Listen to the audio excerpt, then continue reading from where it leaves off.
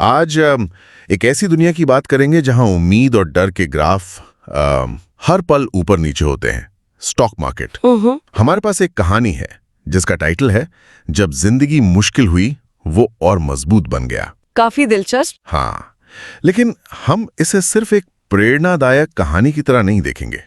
हम इसे एक केस स्टडी की तरह इस्तेमाल करेंगे, एक आम रिटेल निवेशक अमित की यात्रा को समझने के लिए। हमारा मकसद है अमित के अनुभवों को परत दर परत खोलना और उन साइकोलॉजिकल और स्ट्रेटेजिक बदलावों को पकड़ना जो एक डूबे हुए निवेशक को एक समझदार निवेशक में बदलते हैं। बिल्कुल। हम देखेंगे कि कैसे उसने बड़े नुकसान का सामना किया और फिर उसी बाजार में अपनी एक अलग पहचान बनाई। तो चलिए इस कहानी के जरिए निवेश के पीछे के दिमागी खेल को समझते हैं। और ये दिमागी खेल ही मतलब सब कुछ है। अक्सर लोग निवेश को सिर्फ नंबर्स और चार्ट्स का खेल समझते हैं। हाँ, ज्यादातर लोग। पर असल में ये भावनाओं और साइकोलॉजी की परीक्षा है। अमित की कहानी इसलिए दिलचस्प है क्योंकि ये हमें दिखाती है कि कैसे लॉस अवर्जन जैसे दिमागी रुकावटें हमें गलत फैसले लेने पर मजबूर करती हैं। लॉस अवर्जन, ठीक है। और कैसे एक सिस्टमैटिक तरीका अपनाकर इन रुकावटों को पार किया जा सकता है। ये सिर्फ मोटिवेशन नहीं बल्कि एक प्रैक्टिकल ब्लूप्रिंट है। तो चलिए कहानी के पहले हिस्से से शुरू करते हैं। पहला बड़ा झटका। अमित एक मिडिल क्लास परिवार से अपनी मेहनत की कमाई को बढ़ाने की उम्मीद में बाजार में आता है। जैसे लाखों लोग आते हैं। बिल्कुल। और शुरुआत में जैसा कई लोगों के साथ होता है, उसे थोड़ा मुनाफा होता है, कॉन्फिडेंस बढ़ता है, उसे लगता है कि ये तो काफी आसान है। हाँ, जिसे बिगिनर्स लक भी कहते हैं। एग्जैक्टली। और फिर बाजार बुरी तरह गिरता है। एक झटके में उसका पोर्टफोलियो 40% नीचे। 40%, ये एक बहुत बड़ा शॉक होता है किसी भी नए निवेशक के लिए। और पैसे के नुकसान से ज्यादा चुभती हैं लोगों की बातें। परिवार कहता है ये सब जुआ है। हमने तो पहले ही कहा था। हाँ, दोस्त मजाक उड़ाते हैं, ये तेरे बस की बात नहीं। तो अमित पूरी तरह टूट चुका है और सब कुछ बेचकर बाजार से निकलने का मन बना रहा है। बिल्कुल।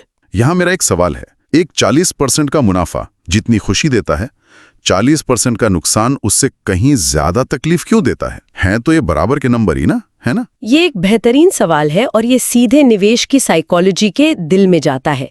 इसे बिहेवियरल फाइनेंस में लॉस अवर्जन कहते हैं। Loss aversion? जी। रिसर्च ये बताती है कि इंसानी दिमाग के लिए नुकसान का दर्द बराबर मात्रा के मुनाफे की खुशी से लगभग 2 गुना ज्यादा शक्तिशाली होता है। 2 गुना? हाँ, लगभग 2 गुना। यानी 1000 रुपए खोने का दुख 1000 रुपए पाने की खुशी से कहीं ज्यादा गहरा महसूस होता है। तो अमित उस वक्त सिर्फ बाजार से नहीं लड़ रहा था, वो अपनी दिमागी बनावट से लड़ रहा था। मतलब वो सिर्फ पैसे नहीं हार रहा था, वो एक साइकोलॉजिकल लड़ाई भी हार रहा था। बिल्कुल। और जब इसमें सोशल प्रेशर जुड़ जाता है, परिवार और दोस्तों के ताने, तो ये लड़ाई और भी मुश्किल हो जाती है। आप सिर्फ अपने निवेश के फैसले पर शक नहीं करते, आप अपनी काबिलियत पर शक करने लगते हैं। सही बात है। ज्यादातर लोग इसी चक्रव्यूह में फंसकर हमेशा के लिए बाजार छोड़ देते हैं। वो ये नहीं समझते कि नुकसान खेल का एक हिस्सा है, खेल का अंत नहीं। और अमित भी लगभग इसी अंत पर पहुंच चुका था। लेकिन फिर एक रात कुछ बदलता है। वो कहीं एक लाइन पढ़ता है, नुकसान तुम्हें नहीं रोकता, तुम्हारी सोच रोकती है।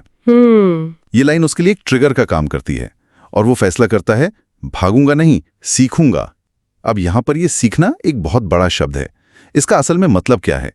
क्या सिर्फ किताबें पढ़ना या YouTube वीडियो देखना काफी है? एक आम इंसान कहां से शुरू करे? यही इस कहानी का सबसे जरूरी मोड़ है। सीखना सिर्फ जानकारी इकट्ठा करना नहीं है। तो फिर क्या है? ये एक प्रोसेस, एक सिस्टम बनाना है। अमित ने जो किया उसे हम 3 हिस्सों में तोड़ सकते हैं। पहला, उसने अटकलें लगाना बंद करके विश्लेषण करना शुरू किया, जिसे हम फंडामेंटल एनालिसिस कहते हैं। Fundamental analysis? हाँ, मतलब अब वो सिर्फ स्टॉक का नाम और कीमत नहीं देख रहा था। तो वो क्या देख रहा था? वो कंपनी की सेहत देख रहा था। क्या कंपनी पर बहुत ज्यादा कर्ज है, यानी उसका डेट टू इक्विटी रेशियो कैसा है? अच्छा। क्या कंपनी लगातार मुनाफा कमा रही है, उसका मैनेजमेंट भरोसेमंद है या नहीं? ये वो सवाल हैं जो एक निवेशक को एक सट्टेबाज से अलग करते हैं। ठीक है। दूसरा, उसने सीखा रिस्क मैनेजमेंट। रिस्क मैनेजमेंट को थोड़ा और आसान भाषा में समझाएंगे? इसका मतलब क्या होता है? जैसे स्टॉप लॉस लगाना? वो उसका एक छोटा सा हिस्सा है, लेकिन असली मतलब है नियम बनाना जो आपको आपकी भावनाओं से बचाएं। जैसे अमित ने शायद ये नियम बनाया होगा कि वो अपने पोर्टफोलियो का 5% से ज्यादा किसी एक स्टॉक में नहीं लगाएगा। अच्छा, पोजीशन साइजिंग। जी, पोजीशन साइजिंग। या फिर उसने अलग अलग सेक्टर की कंपनियों में निवेश किया होगा, जिसे हम डाइवर्सिफिकेशन कहते हैं, ताकि अगर एक सेक्टर डूबे तो दूसरा उसे सहारा दे सके।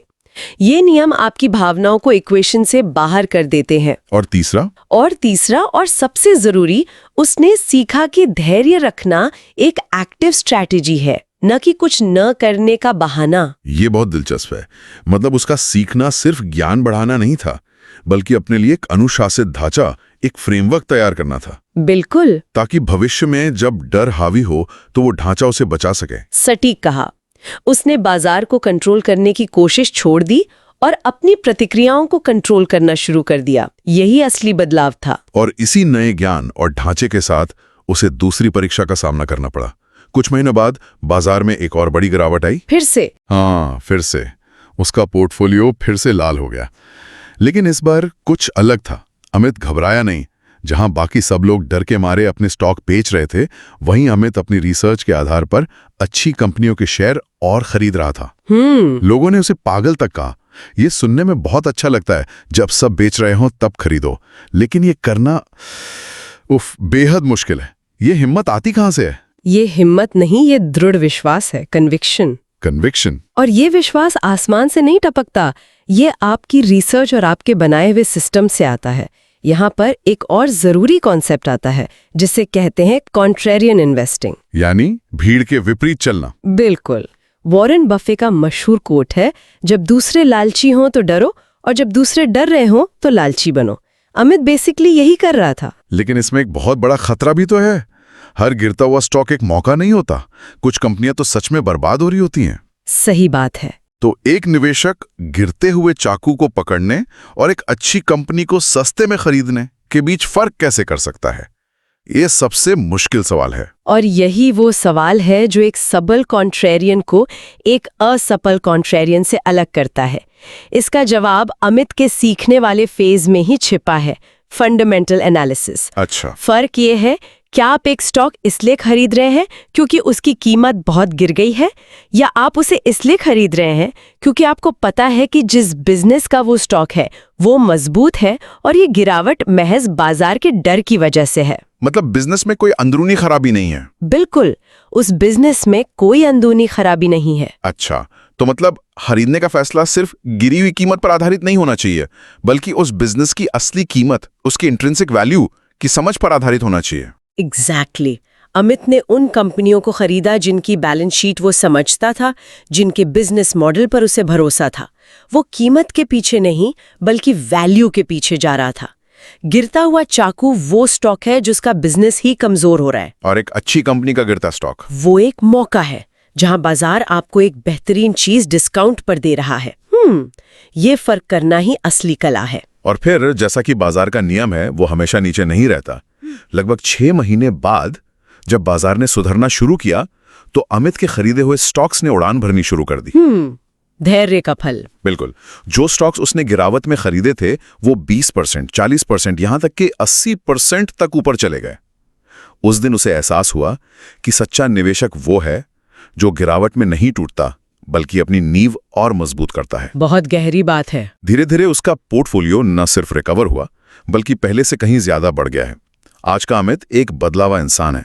वही लोग जो उसे जुआरी कहते थे, आज उसे सलाह मांगते हैं, कौन सा स्टॉक अच्छा है। दुनिया बदल जाती है। हाँ, जिस पर वो मुस्कुराकर कहता है, मैं नहीं, मेरे संघर्ष ने मुझे बनाया। तो अगर हम अमित की इस पूरी यात्रा को संक्षेप में देखें, तो मुख्य सबक क्या निकलते हैं? मेरे हिसाब से 3 मुख्य बातें हैं, और ये सिर्फ निवेश ही नहीं बल्कि कई चीजों पर लागू होती हैं। बताइए। पहला, अपनी साइकोलॉजिकल कमजोरियों को समझें। जाने कि लॉस एवर्जन जैसी चीजें आपको कैसे प्रभावित करती हैं। जब आप दुश्मन को जानते हैं तो आप उससे लड़ने की रणनीति बना सकती हैं। सही। दूसरा, भावनाओं का मुकाबला भावनाओं से नहीं, सिस्टम से करें। एक निवेश योजना, रिस्क मैनेजमेंट के नियम, ये आपके वो लंगर हैं जो आपको भावनाओं के तूफान में बहने से रोकते हैं। और तीसरा ये कि बाजार में पैसा बनाने का सबसे अच्छा तरीका भविष्य की भविष्यवाणी करना नहीं है। क्या? बल्कि वर्तमान में अच्छी कंपनियों के बिजनेस को समझना और धैर्य के साथ उनमें हिस्सेदार बने रहना है। अमित ने भविष्य का अनुमान नहीं लगाया, उसने वर्तमान का विश्लेषण किया। उसका मुनाफा उसकी भविष्यवाणी का नतीजा नहीं था, बल्कि उसके अनुशासन और धैर्य का नतीजा था। बिल्कुल, इस कहानी का अंतिम संदेश बहुत गहरा है और ये सिर्फ स्टॉक मार्केट पर ही नहीं बल्कि जिंदगी के हर पहलू पर लागू होता है। कठिनाई हमेशा आपको गिराने नहीं आती, कभी-कभी वो आपको और मजबूत बनाने आती है। बिल्कुल। अमित के लिए वो 40% का नुकसान एक अंत हो सकता था, लेकिन उसने उसे एक नई शुरुआत बनाया, सीखने का एक मौका बनाया। और ये कहानी एक बहुत जरूरी सवाल भी हमारे लिए छोड़ जाती है। अमित ने बाहरी परिस्थितियों को नहीं बदला, बाजार का उतार चढ़ाव उसके नियंत्रण में नहीं था। सही बात है। उसने सिर्फ अपने अंदर की सोच और अपने काम करने के तरीके को बदला और नतीजे अपने आप बदल गए। ये हमें सोचने पर मजबूर करता है कि जिंदगी के और किन क्षेत्रों में हम बाहरी परिस्थितियों को दोष दे रहे हैं, जबकि असली रुकावट हमारी अपनी सोच या हमारे काम करने के तरीके में हो सकती है। शायद असली जरूरत हालात बदलने की नहीं, बल्कि खुद को बदलने की है।